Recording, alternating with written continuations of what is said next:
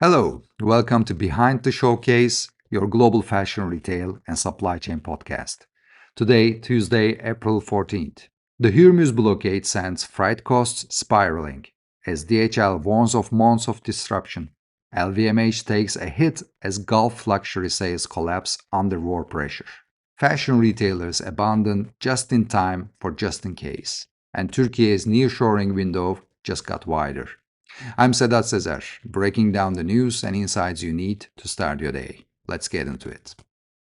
Let's start with the biggest supply chain story of the week, and honestly, one of the most significant logistic disruptions we've seen since the Red Sea crisis. The US Navy has launched a full naval blockade of Iranian ports through the Strait of Hormuz. Vessel traffic through the strait has dropped sharply, and the ripple effects are already hitting fashion supply chains hard. DHL came out and said recovery from this disruption will take 4 to 6 months. Vietnam origin freight rates jumped 30% particularly over a night. Major carriers like Hapag-Lloyd and Maersk are operating in what they are calling operational uncertainty on Hormuz routes. Now think about what that means for sourcing. If you are a European brand pulling goods from Southeast Asia, your lead times just got longer and your landed costs just went up. And this isn't just about oil and gas anymore. Organizations documented it clearly. The impact extends well beyond energy into raw materials, chemicals, and intermediate goods that textile production depends on. This connects directly to what we are seeing in raw material markets. Commodity prices are pushing toward record levels. Cotton, synthetic yarn, auxiliary chemicals, all of it's climbing. Turkish producers are now facing a double squeeze.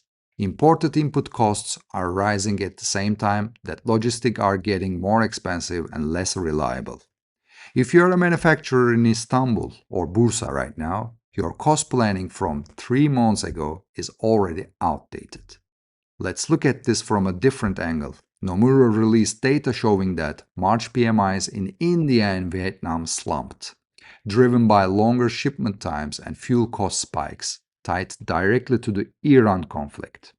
Profit margins are narrowing across Asian manufacturing hubs. For Turkish producers, this creates a relative competitive window, but only if input costs don't erode that advantage faster than orders shift. Now here's where it gets interesting for retail. LVMH reported that its fashion and leather goods division saw revenue decline in Q1 this year. The primary driver? Regional demand collapse in the Middle East. Luxury sales at Dubai's Mall of Emirates dropped between 30 and 50% in March alone. The world's largest luxury group is feeling the war in its numbers, and that tells you something about how deep this conflict is cutting into consumer behavior. And the Gulf picture is more nuanced than one headline suggests. The Iran crisis is creating sharp divergence across Gulf retail markets. Dubai is getting hit hard, but some Gulf markets are showing relative resilience. Luxury brands aren't pulling back on their Middle East expansion plans, but their near-term revenue expansions have taken a serious hit. For Turkish exporters serving Gulf markets, particularly in mid to premium apparel and textiles, this demand compression is real, and it's going to affect order volumes through at least Q3. Now let's shift to the US consumer.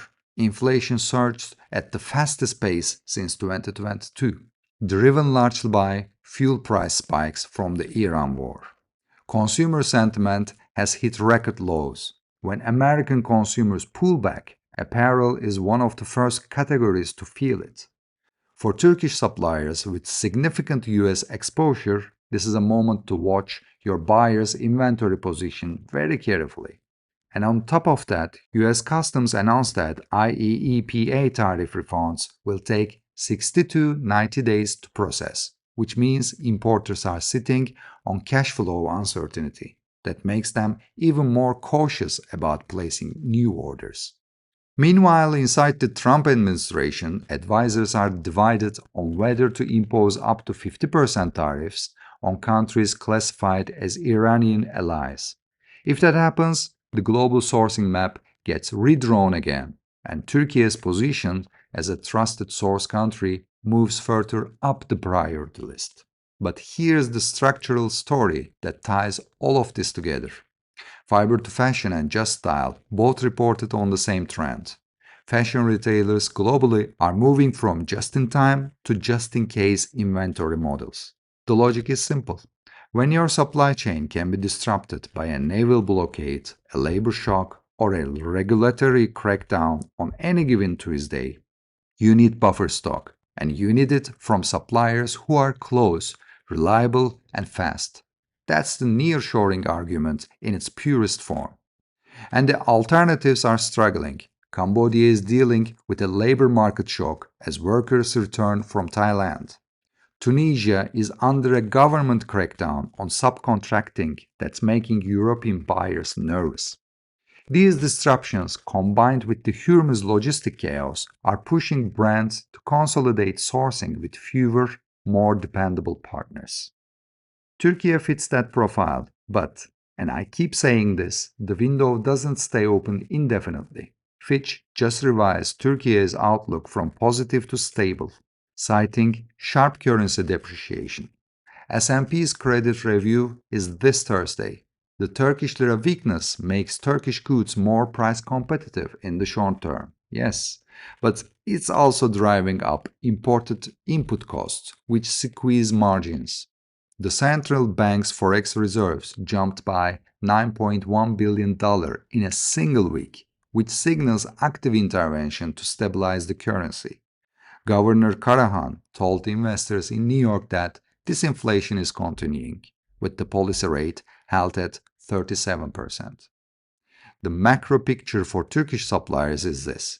You are more competitive on price than you were 6 months ago. Your geographic advantage has never been stronger, but your cost base is still under pressure. Let's end with one bright spot in data. Turkey's socks export.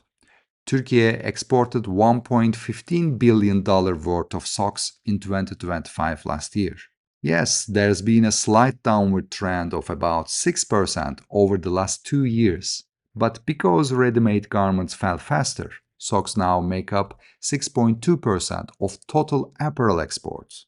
Turkey still holds a 7.5% share of the global socks market, keeping its position as the world's second largest exporter, right behind China. It's a reminder that in the right niches, Turkish textile has genuine global dominance. And here's a fascinating detail. The world's third largest socks exporter isn't an Asia hub. It is Germany, with nearly $900 million in exports. The main question I want to leave you with today is, if the world is genuinely moving from just-in-time to just-in-case, and all the evidence says it is, then the brands making sourcing decisions right now are locking in partnership that will last 5 to 10 years. Is the Turkish industry moving fast enough to be at the table when those decisions are made? That's all for today's analysis. To make sure you never miss the insights behind the number, hit subscribe wherever you get your podcast. I'm Sedat Sezer. Thanks for tuning in. I'll see you tomorrow, and until then, stay ahead of the curve.